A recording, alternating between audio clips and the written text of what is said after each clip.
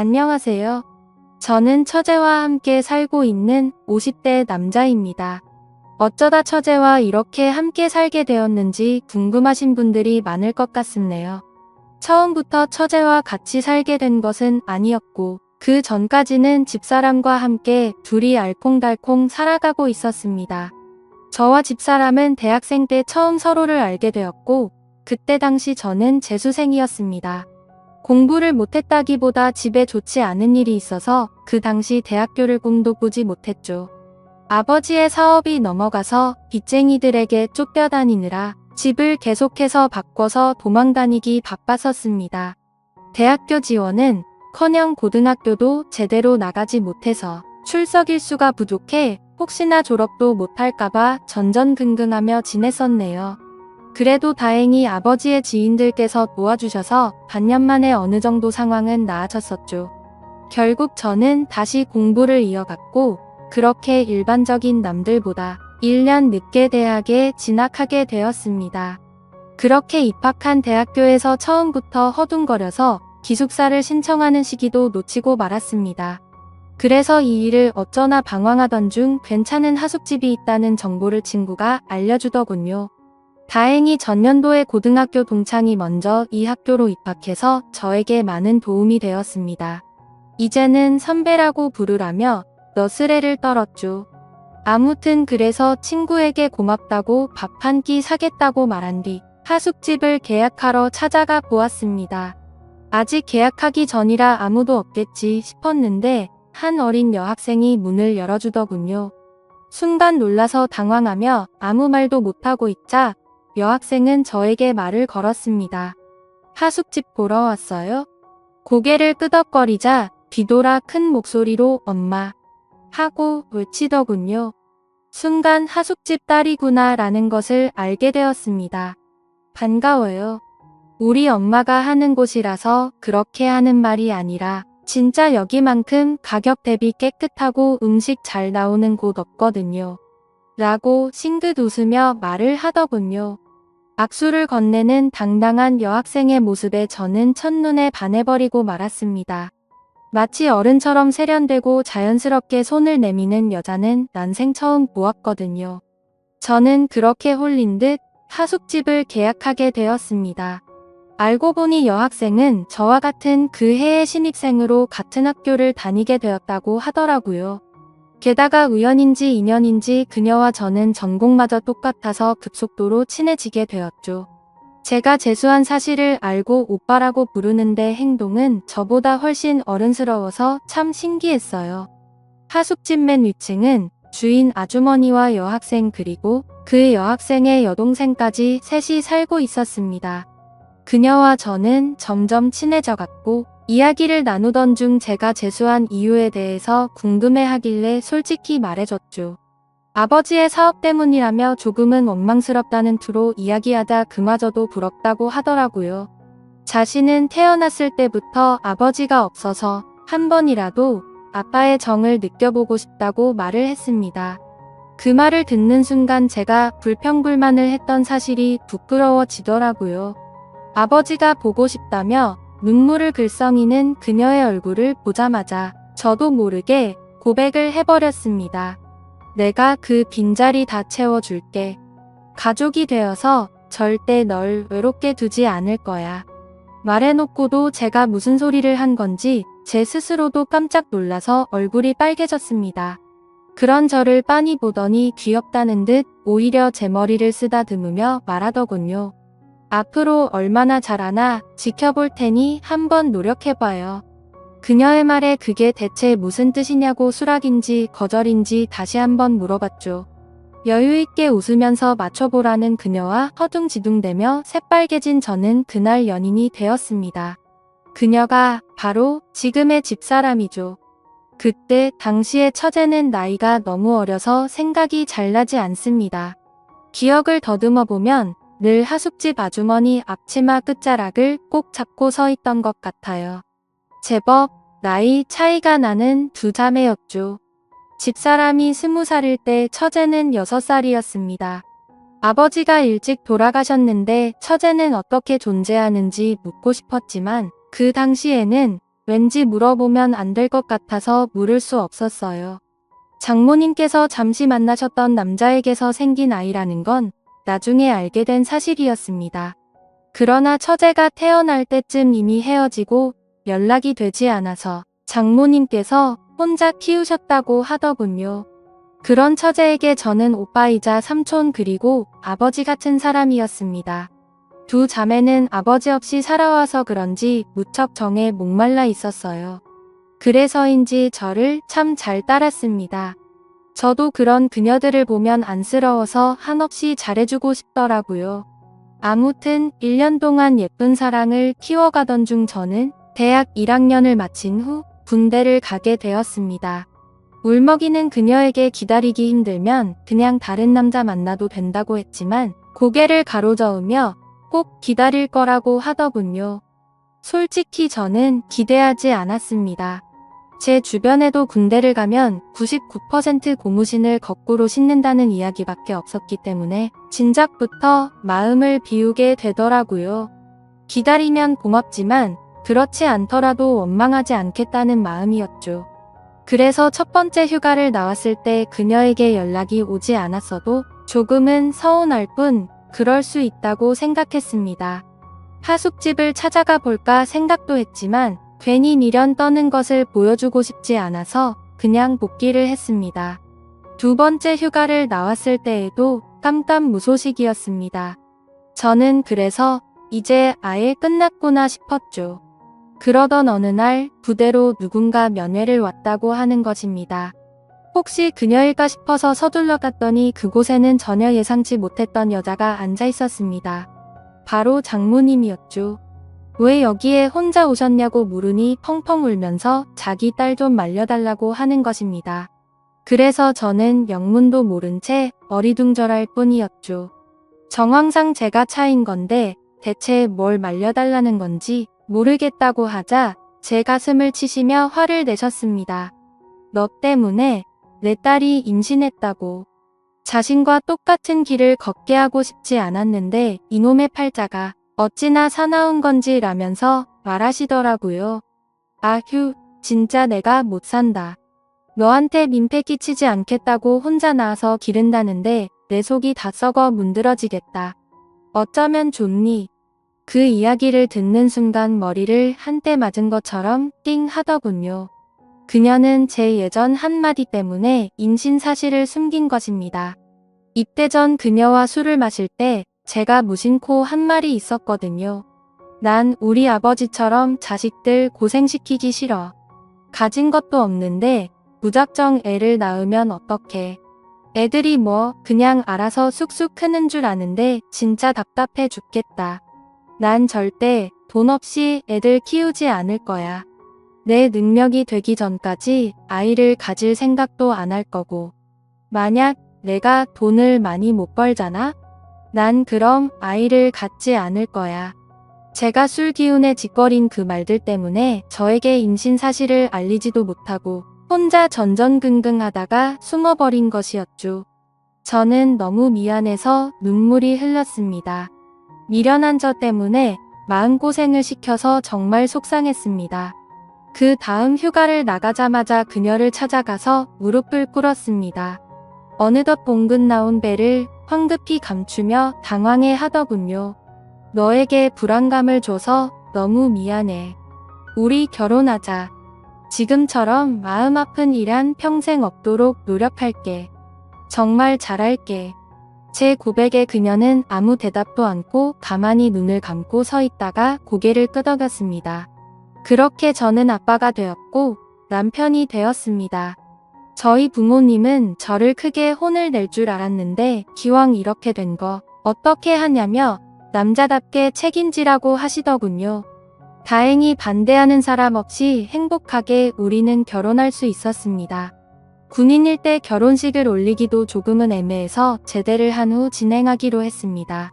집사람도 배가 점점 불러와서 차라리 아이를 낳고 웨딩드레스를 입고 싶다며 그때 가서 식을 올리는 게 좋다고 하더군요. 휴가 나온 날 혼인신고를 미리 하러 동사무소에 가는데 참 기분이 싱숭생숭했습니다. 내가 유부남이라니. 곧 우리를 쏙 닮은 아이가 생긴다니 정말 믿겨지지 않았죠.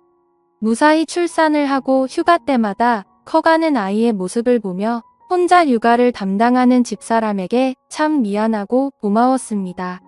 장모님도 많이 도와주셔서 다행이라고 생각이 들었어요. 이제 막 초등학교에 올라간 처제는 마치 자신의 동생이 생긴 것 같다며 좋아했죠.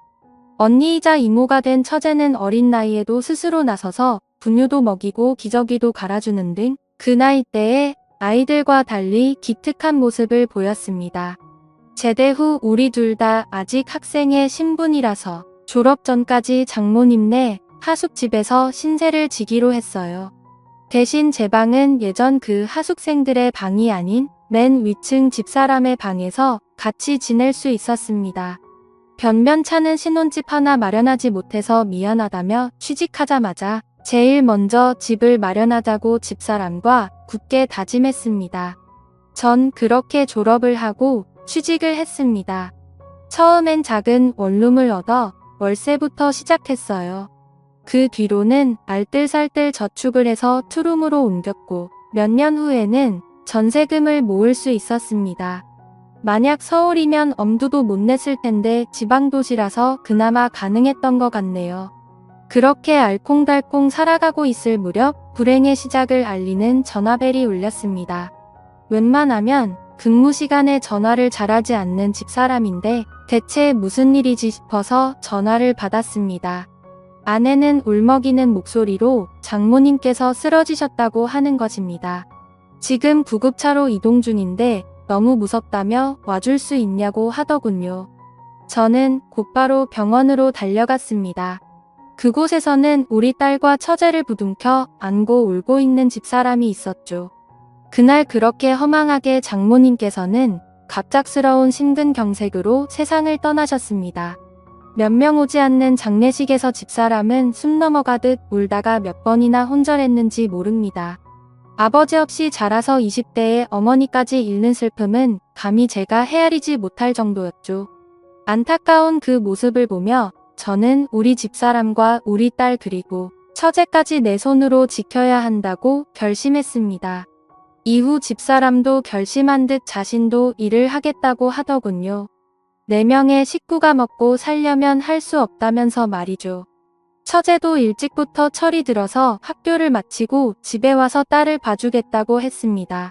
집사람은 대학교를 겨우 졸업했지만 임신과 출산을 하느라 학점이 그리 좋지 못했고 졸업 후 취업 활동도 없었기 때문에 평범한 회사에 들어가긴 무리였습니다. 하는 수 없이 다른 일을 알아보게 되었죠.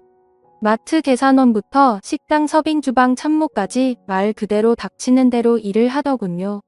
그렇게 흘러간 세월이 벌써 30년입니다. 그 사이 많은 변화가 있었죠.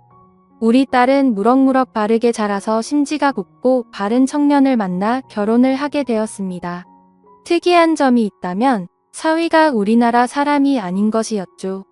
딸은 한국에 잠시 놀러온 독일 청년을 만나 사랑에 빠졌고 그렇게 둘은 결혼을 하게 된 것입니다.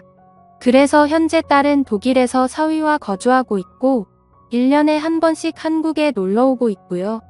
처제도 결혼을 하긴 했었습니다. 직장 동료와 만나서 결혼을 했는데 생각보다 결혼 생활이 순탄치는 않았던 것 같았습니다.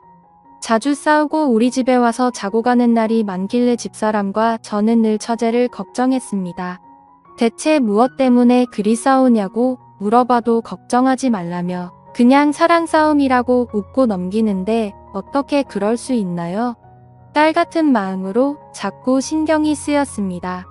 그러던 어느 날 아내가 심각한 표정으로 제게 말하더군요.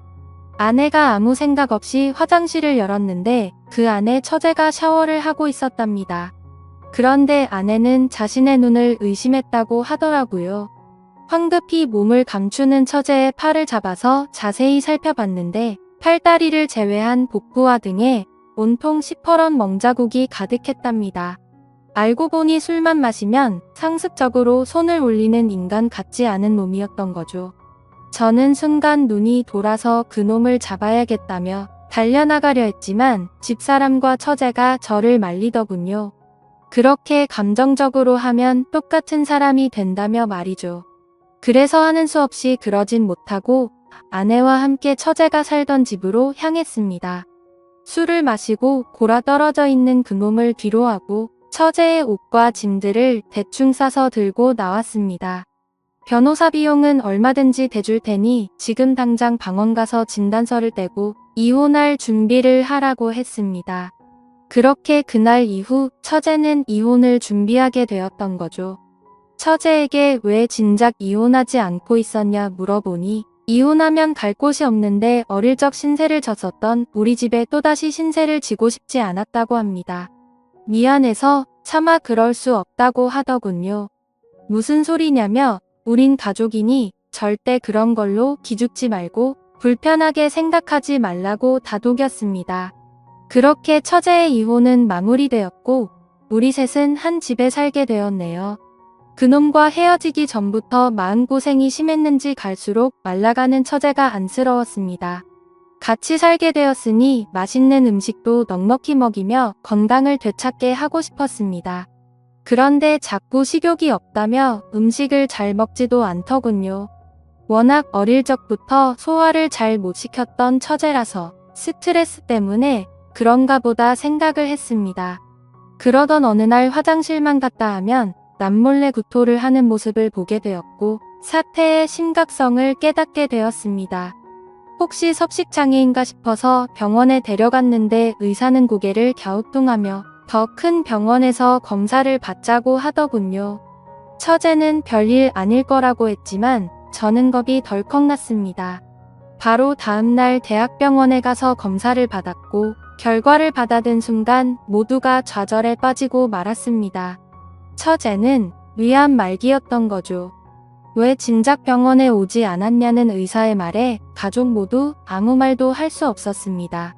다행히 암세포가 복강 안에만 퍼져서 수술이 가능하다고 하더군요.